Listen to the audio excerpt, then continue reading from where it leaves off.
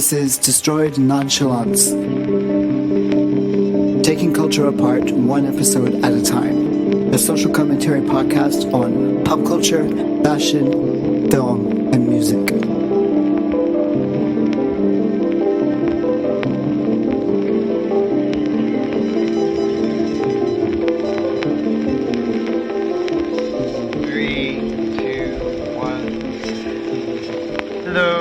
We're back again with another entry for the Distance Diary.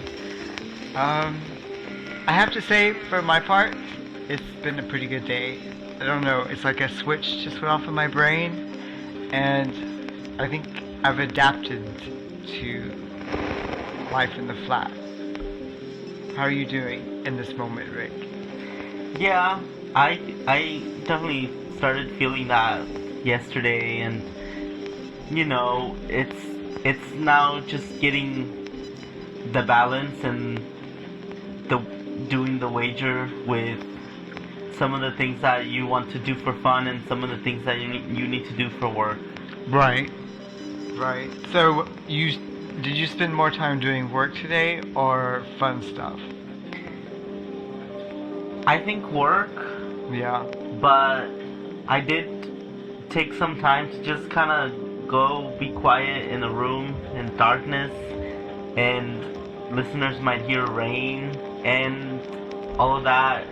So I kind of just had a bit of a tiny breaking point. From what? Big, but what caused it? There's too much sunlight everywhere, and it doesn't really match the mood. Yeah. And I had said that to my mom. Because she was saying that rain and bad weather would be depressing if you have to stay inside, and I thought it would be just the opposite. Like, it'd be trickier to see the nice weather outside, and you'd be tempted to go for a walk and want to be out in the sun. The outside looks so inviting right now, and I just wish it was raining, and it's just a little thunder, just something that where you can feel like, oh, you get to be cozy inside because it's horrible outside. But so then that's what we did. I came in here and I put in the atmospheric sounds of rain and thunder, and I closed the curtains, and I have the hue lights set for like lightning, so it flashes, and it's not to be depressing, because I don't feel like I get depressed when things are like that. It doesn't match the outside and the inside. And right.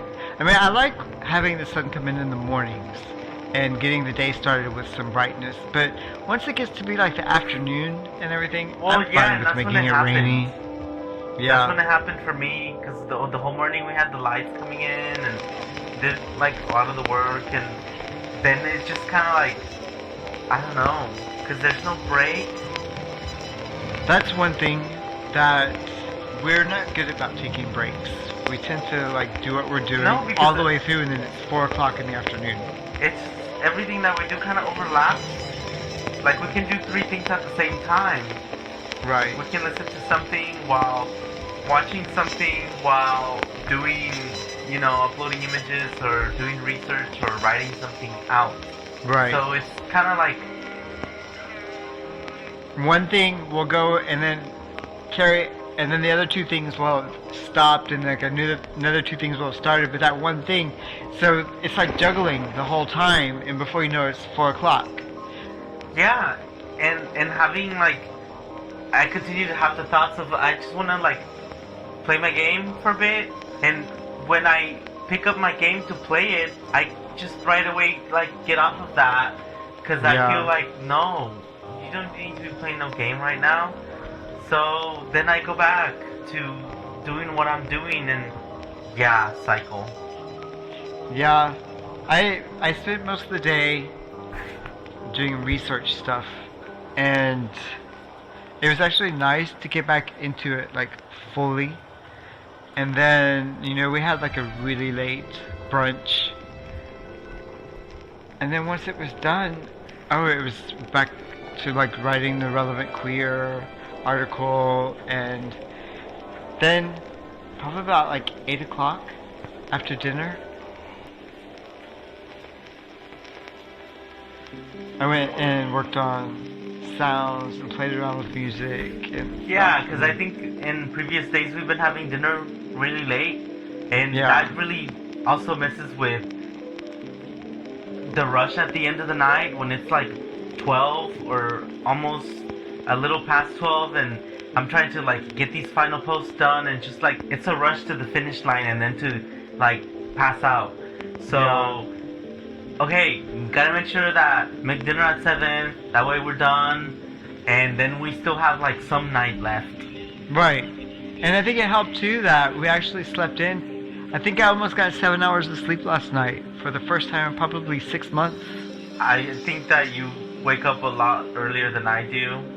I mean, sleeping in is like 8:30, which isn't, too much. Yeah. I mean, I got around. You got up earlier than 8:30. No, I got 8 hours. I got 7 hours of sleep. Whenever it was, like I calculated it on the clock, and I got almost 7 hours of sleep, which I never get that much. But I think it really helped my mood and everything. I think it also helped that we didn't go anywhere today. Yeah, I want to do some like housework Yeah. just to organize some things, but the computer and the phone takes the time. Like anything I do for London Instinct and Relevant Queer and Destroy Nonchalance and Image Amplified, which I have Right. been doing Image Amplified posts, Right. and just managing those and then saving new things so I scheduled a lot of things this morning through Friday Right. so that we have posts and the relevant queer entries are divided up.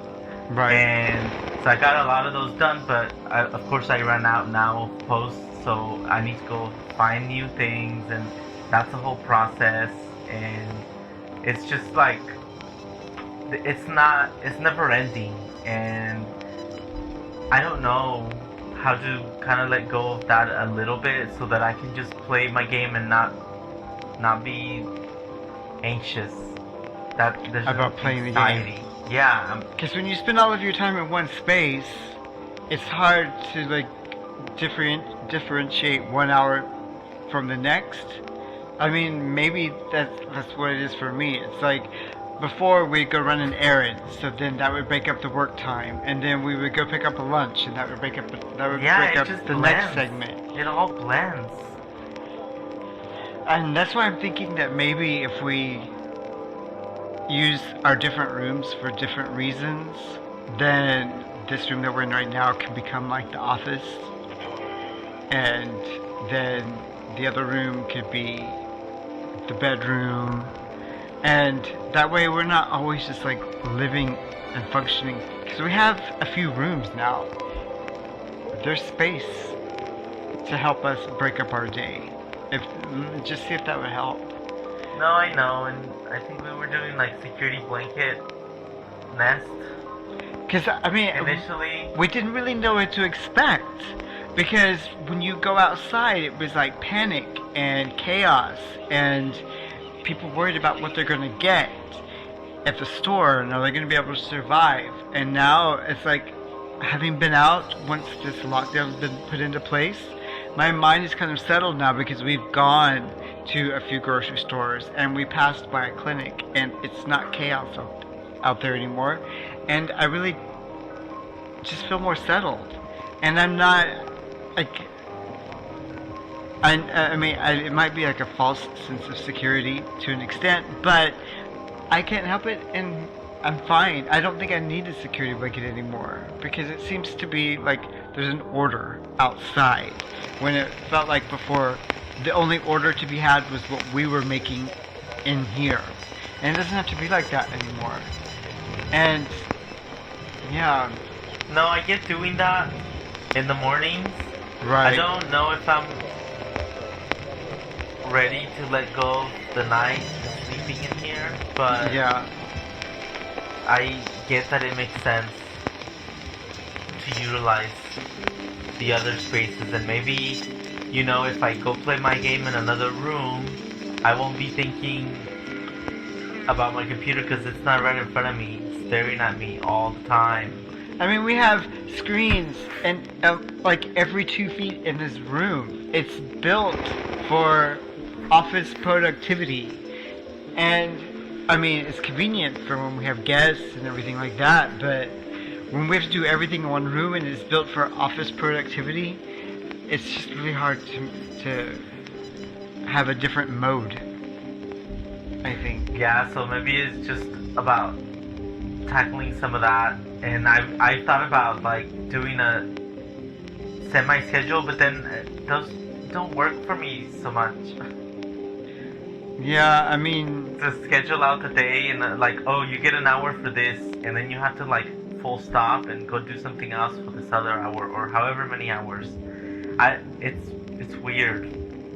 yeah, I mean, I could say a to-do list rather than a schedule. So that way, different things could be on my to-do list, but I don't necessarily have to attach them to a certain hour. Yeah, that's good. I was looking out the window tonight when we were in the kitchen making dinner, and I was just noticing how dark everything is, because we had friends ask us if we were doing like serenades to our neighbors. And you know, I think she had seen some of the Instagram videos from Italy, and Yeah, we don't really have neighbors, which is the strangest thing. Like when you look out our kitchen window, you see a hotel, you see office buildings, and I think there were a couple of Airbnb rentals right across the courtyard from us, but it's all dark. It's just all dark. There are no lights on. The hotel, I mean, they must be doing no business right now because all of the rooms are dark. yeah. It was just a black expanse of just vacancy outside our kitchen window. And I don't worry too much about the neighbors. yeah, no, I don't either. But my mom was asking, like, how does it feel for it to be like that? And I'm like, well, I know the reason for it. It looks different from what you're used to, but I know the reason for it. And you know what? I think, you know, cross fingers, looking at this lockdown and the trajectory for the UK numbers, that curve is flatter than what you've seen in Italy and Spain and the US. I mean, honestly, the recent news and the recent things that the UK is doing to flatten this and to take care of this, like hearing about the Excel Center becoming this giant hospital, Right. just like, and hearing the articles that within the next week we're gonna have tests to be able to be delivered so that everybody can test themselves at Like home testing kits, yeah. Like all of those things, it just makes me think that they're getting a better handle and the government is finally getting on it. And I think Right. that if they continue doing this in a smart way, the UK could get back to a bit of normal before I know that, I mean, the US is gonna get so bad, I think, and I hope it doesn't get as bad as it's seeming, but they're in a really bad trajectory, so I think that life might get back to normal here before it does in And the it's US. a smaller population, and there's socialized medicine here. There are a couple of things at play that could really make the case for it being like more manageable here. Well, I mean, yeah, but something that makes such a big difference is how the government reacts and then implements that reaction. Because initially the UK government wasn't really dealing with it. They were and then mitigating and not suppressing. Yeah, and then it was like, okay, now we're on it, and now everything's shut down. You want to go outside only for these 3 things, otherwise you don't get to go outside. And people seem to be like doing it. They seem to be going along with it. Yeah. At least from what we've seen when we were outside, just going to the grocery store. It was such a good experience, like seeing the tape drawn on the grocery store floor, like you can go to this register, but you can't go to this register. And then like the grocery store employees monitoring the flow of customers, and all of it is like they're on top of it. Yeah. So, I mean, I know it's more difficult in a bigger country, especially a country that's not a totalitarian country like China. So, Right. I mean, every state, there are states still that are not taking it seriously or as seriously as they should. And it's just like, you just Right. continue seeing the slow drip, and that's just not gonna work for this. And it's just, it's really worrisome for all our families are in the States. And I mean, from what I've heard, they're doing okay still, but it's like, this isn't gotten as bad as it's gonna get over there. And I mean, it may not have gotten as bad as it's going to get over here either. But if you look at the trajectory, like at the Financial Times, and you see the shape, you know, the direction and the curve of the UK line, it looks like something is having an effect. Yeah, and I mean, hearing about tests not being available at all in the US or very limited, like Kathy Griffin can't even get a test. And I'm hearing here about tests that don't just see if you have it, they see if you've had it. Right. And they look at other things that, I mean, you know, if you've had it, then you have a certain immunity maybe, or maybe not. Like, Right. So it's just like, okay, we can't even get to the point of testing as many people as possible. And in some countries, like possibly soon in the UK, they're gonna be able to test if you've had it. Maybe I've had it, I don't know, or maybe we have it now and we don't have the pass symptoms. it. Yeah, asymptomatic. And you know, I mean, all of that information for science, that's how science works. And they just send out the app too. When Yeah, you register, an you official sign in and you government register how you're feeling, so that way they can track where the It's symptoms just are. like real things that are like, you're tracking citizens and how they're feeling, and you can track hubs, and it's just like on it. Like Yeah. I don't. Have you heard anything from your family saying they're getting like, they have a national text to everybody in the U.S. that the president or government can do, and has anything gone out like that? Just an app that can like do this? I'll It's- ask, but no one has mentioned anything about it. It's crazy. I mean, it's like you're still hoping for it to kind of go away, and it's like, no, you have to deal with it, and like, so that's made me feel a little bit better. That, But you know, I will say that everyone in my family, they are doing the self-isolation thing. They Yeah, are not yeah. going out and ignoring it. Because, and I mean, they couldn't have listened to like the federal government about this. They were doing it well before like, the administration said anything. So, I mean, they're not doing like the Kentucky or the Florida, the New Orleans thing where people are like going out into the streets and having a spring break festival or whatever. But yeah, but it's all on people them. travel. It's all on them.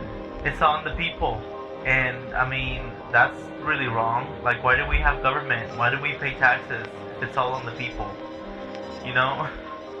I mean, it's we could talk about this for hours, but that's how it's been progressing, anyways. I mean, even for like these destroyed nonchalance talks, I mean, honestly, this is where our head has been now for like a good 2 weeks, and it's just been a matter of adjusting. So yeah, I mean, we're going on the- the third week this week. yeah. So it's- So I mean, yeah, I've been doing my research, but what is everyone really wanting to talk about? It's the coronavirus, and I mean, and that's what we've been having to get our heads around. So yeah, we could talk about this for a long time, but it's a really vital conversation to have. Yeah, and I mean, these are about how we're feeling. Yeah. And I mean, it helps me to be able to kind of dump some of this out. Yeah, and we do it knowing full well that we're fortunate that we're able to have a full kitchen. we do it full well. You know, we know very well that we're fortunate to have each other in a good sized flat. I mean, we haven't been sick. We're fortunate in that way.